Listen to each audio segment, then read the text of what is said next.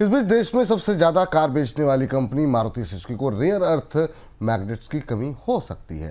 Company के chairman RC Bhargava के हवाले से एक रिपोर्ट में कहा गया कि कंपनी के पास जुलाई अंत तक की जरूरत का रेयर अर्थ मैग्नेट स्टॉक पड़ा हुआ है और तब तक चीन से सप्लाई बहाल होने की उम्मीद है। कंपनी चीन के अलावा दूसरे सोर्सेज से भी रेयर अर्थ की सप्लाई की संभावनाएं तलाश रही है। हालांकि आरसी भार्गव ने यह भी कहा कि जब तक सप्लाई बहाल नहीं होती तब तक कुछ भी कहा नहीं जा सकता है। सर, क्या मारुति जैसी स्थिति बाकी कंपनियों की भी होती हुई दिखाई दे रही है आपको? कैसे देख रहे हैं ऑटो सेक्टर का भविष्य आप?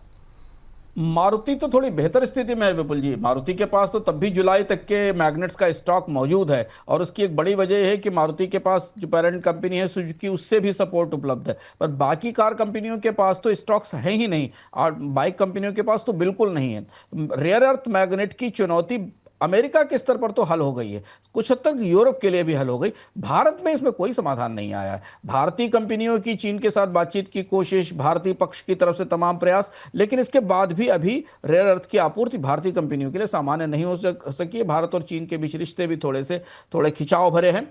इसकी भी एक बड़ी वजह है और फिलहाल हालांकि वैकल्पिक आपूर्ति की कोशिश की जा रही है, बाजार में जहां उपलब्ध है उन्हें हासिल करने की कोशिश की जा रही है। लेकिन जैसा आपको पता है, हम विस्तार से अपने कार्यक्रम में अर्थम में बता भी चुके हैं, पिछले सप्ताह के अर्थम में जब हमने बताया था कि रेयर अर्थ मैग्नेट्स को लेकर चीन पर पूरी दुनिया की निर्भरता बेहद अधिक है। तो इसलिए चीन के अलावा कोई दूसरा विकल्प है नहीं। चीन से ही रेयर अर्थ मैग्नेट फिलहाल प्रोक्योर किए जा सकते हैं, मंगाए जा सकते हैं और इसलिए फिर नए सिरे से कंपनियां प्रयास कर रही और इसका असर केवल ऑटोमोबाइल पर नहीं पड़ रहा बल्कि इलेक्ट्रॉनिक्स पर भी आने वाले समय में दिखाई देगा जब रेयर अर्थ के स्टॉक्स खत्म होना शुरू होंगे। इस बीच विदेश बाजार में कच्चे तेल की कीमतों में आई तेजी की वजह से भारतीय करेंसी रुपए पर दबाव लगातार बढ़ता जा रहा है।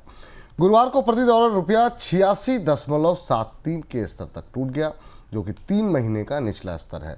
रुपए में ये गिरावट ऐसे मौजूदा समय में देखने को मिल रही है जिस समय कि हम देख रहे हैं कि लगातार जो है एफआईएस की तरफ से भी फ्यूचर में बिकवाली देखने को मिल रही है।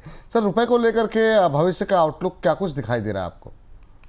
विपुल जी, रुपए पर दबाव रहेगा। अगर आप आरबीआई की मॉनेटरी पॉलिसी के ताजे फैसले को देखें तो आरबीआई ने ब्याज दरें कम करने के साथ साथ इस तरीके के संकेत भी दिए थे, परोक्ष रूप से संकेत दिए थे कि वो बाजार में रुपए की गिरावट में बहुत ज़्यादा दखल नहीं करेगा, धीमे धीमे रुपए को गिरने देगा। और उस दौरान जो दर्शक हमारे नियमित उन्हें याद होगा, जब हम लोगों ने मौद्रिक पॉलिसी की समीक्षा पर कहा था तो हमने उस समय चर्चा में कहा था कि भारतीय रुपये में क्रमशः गिरावट होती जाएगी।